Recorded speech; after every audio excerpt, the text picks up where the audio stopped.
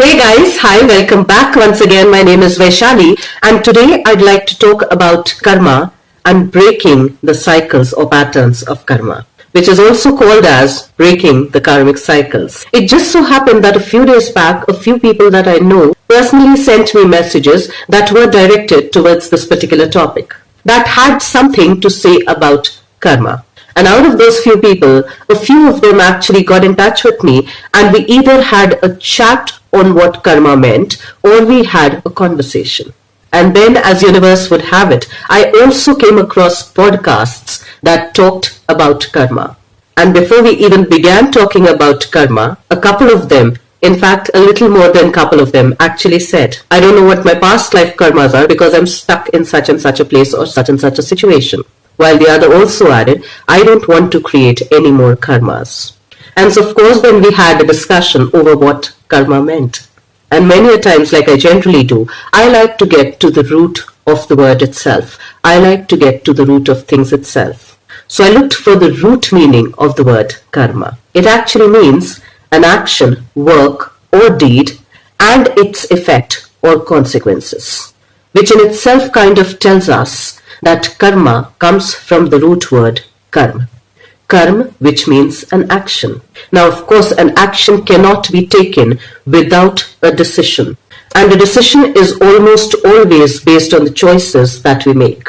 Now, it's equally important to mention that the decisions we make based on the choices that we think we have also arises from our belief systems, which are both personal and interpersonal. So that was just a backdrop to provide a context to understanding karma.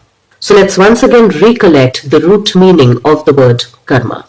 Karma in Sanskrit means an action, work or deed and its effect or consequences. So quite simply stating, it's Newton's third law of motion, that every action will have equal and opposite reaction. And the reaction or the reaction can be interpreted in two different ways. Action as reaction actually meaning that the same action is being replayed.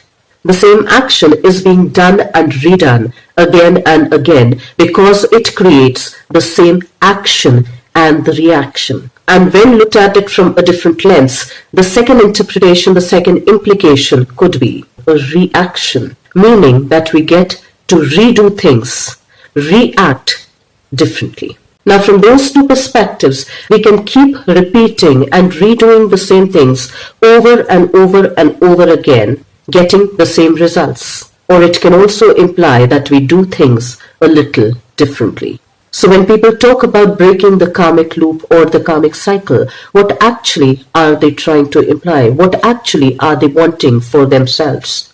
Quite obviously, making a different choice to get a different result, to get a different effect, creating a cause that can lead to a different consequence. So let's try and understand this through few real and real life examples. And a few real life examples that I can consider while addressing this are Toilet Ek Prem Katha, Gangubai Kathiawar and the movie Lagan. Now, if we consider all of these real stories or movies, we'd see that a few things had been playing out on the individual and on the collective, on the societal level, on the community level, for not one generation but a few generations altogether. Now, in the movie Toilet Ek Prem Katha, people had been going out for their basic requirement, as they did not have toilets within the boundaries of their own houses. But the general belief was that it's unhygienic to have toilets inside one's own homes.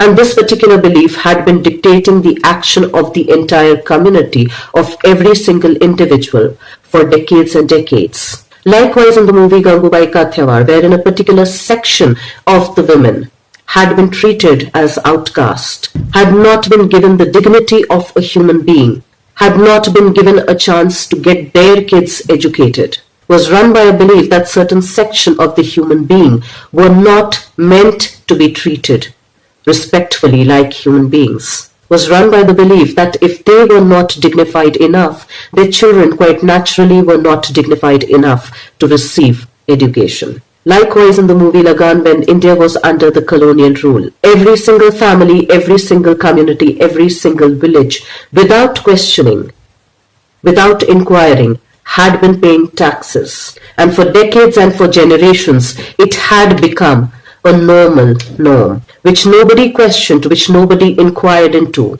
and which kept creating actions and reactions on repeat mode. Till somebody comes in to question the same action and reaction, invariably questioning the underlying beliefs. So if you can look at the first example, here came this girl who after a while refused to do what everybody else had been doing, who refused to follow the customs and the so-called normalized norms because they had just been followed for way too long, because it had just become customary to do so. Likewise, in the second example, Gangubai, who's also a real-life character, stood to defend the dignity of her own community, stood to take up the cause of educating her kind of children, stood up to demand for the right of dignity of just being a human. Likewise, in the third example, when somebody questioned, is it fair to pay undue and unjustified taxes to the government that is not our own, to the government that is foreign to us, to the government that is not even of Indian origin. So of course, based on these decisions came different choices. Different choices led to different decisions, led to different actions, led to a different reaction, led to a different consequence. And one of the best historical real-life examples is of King Ashoka. He was one of the most powerful, one of the most significant, one of the most impactful Indian rulers who had conquered vast lands of the then Indian terrain by waging wars and battles, till after the Battle of Kalinga, when he saw the kind of destruction the war had caused. That war, as we historically know, as we have been told, was the turning point, was the point of transformation of Ashoka.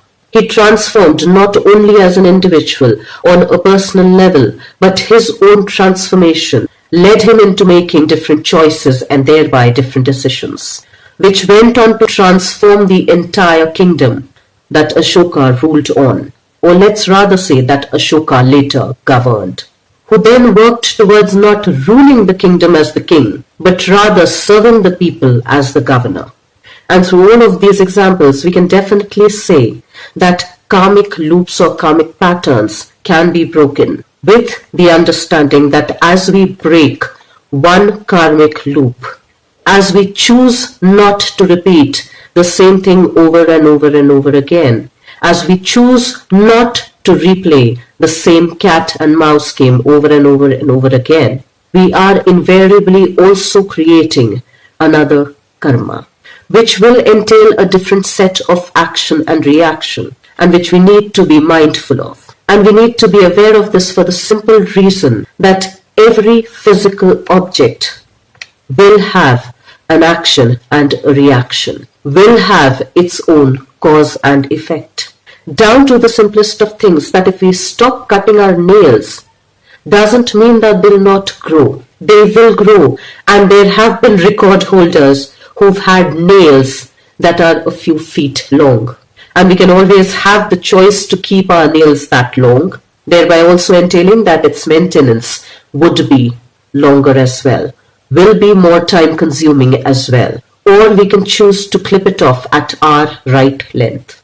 And unless we begin to accept this reality that every physical thing, every physical object, every physical substance, which also encompasses human beings, will have karma, will have an action and a reaction based on our decisions, based on the choices that we choose to make, will have a personal and an interpersonal effect, and that we also have a free will to choose differently, to have different cause and effect. And as Albert Einstein had said, the world that we have created is a process of our thinking, and it cannot be changed without changing our thinking. And it's important to pay attention to the word we, because we is an amalgamation of every single me. And that's why we've got to be aware of the interplay between the me and the we, because they both impact and influence each other.